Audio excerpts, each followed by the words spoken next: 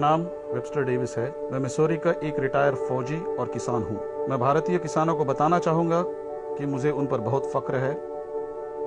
उनका फैसला बिल्कुल जायज है। हम भी भारत के किसानों के एकदम साथ हैं। हम उनके संघर्ष को समझते हैं और उनके मुश्किलों को भी।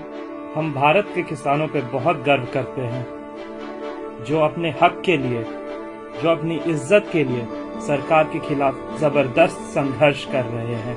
मुझे फख्र होता है भारत के किसानों पर। अमेरिका में तो विरोध करने के लिए किसान ही नहीं बचे हैं। मैं भारतीय किसानों की दाद देता हूं कि आपने अपनी आवाज बुलंद की है। मैं एक युवा किसान और ईंट मजदूर भी हूं।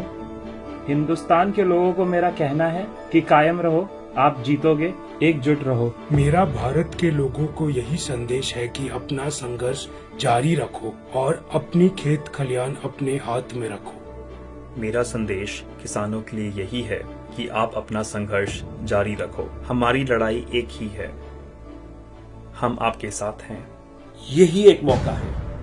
एक बार कंपनियां घुस गए तो वो और मजबूत हो जाएंगे, उनसे छुटकारा पाना मुश्किल होगा। अमेरिका में ऐसा ही हुआ है। कॉरपोरेशंस आपका भला करेंगी, ऐसी बकवास पे यकीन मत करना। ऐसे झूठे सपने वो हमें सालों से दिखाते आ रहे हैं। हम दुनिया का पेट भरते हैं। अजीब बात है, मिसौरी में हर 5 में से 1 बच्चा भूखा सोता है। वो उसे क्यों नहीं खिलाते? अमेरिका में किसान मुश्किल से ही गुजारा कर रहे हैं। जिस राह पर सरकार, कंपनियां जा रही हैं, वो हम भुगत चुके हैं। हमारे किसान ये सब देख चुके हैं, इसलिए वे भारत के किसानों को सावधान करना चाहते हैं कि ऐसा मत होने देना। सच बात तो ये है कि अमेरिकी किसान मायूस हो चुका है, उन्हें कुचल दिया गया है, वो थक चुके हैं।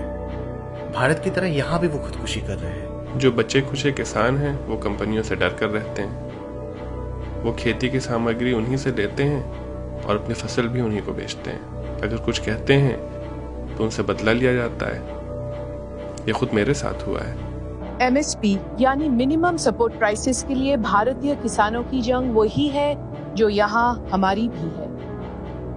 मैं किसानों का दिल से शुक्रिया अदा करता हूँ। हम चाहते हैं कि वो यहाँ आए और हमें इसका महत्व समझाए। इस बात से मैं बहुत प्रभावित हूँ कि वहाँ औरतें भी इतनी भारी गिनती में शामिल हैं। अपना घर बार, अपनी बच्चे छोड़कर मोर्चे में आना आसान नहीं, खासकर जब आप पर इतनी जिम्मेदारियां हों। मैं मिजूरी का प्रतिनिधि लेफ्टिनेंट गवर्नर रह चुका हूँ। जो नेता कहते हैं कि इन कानूनों को हम थोड़ी देर के लिए रोक देंगे, उनका भरोसा मत करना, बिल्कुल ही मत करना। हाँ, वो रोक तो लेंगे, पर जब आप सो जाएंगे, आंखें बंद कर लेंगे, वो फिर से लागू कर देंगे। बस फंस गए। फंस मत जाना। संघर्ष जारी रखिए, पीछे मत हटो। लड़ते रहो, जंग जारी रखो, कायम रहो। अपना संघर्ष दुनिया में फैला दो, लोगों को उम्मीद से भर दो। आपको आपका संघर्ष मुबारक। लड़ते रहो और पीछे मत हटो।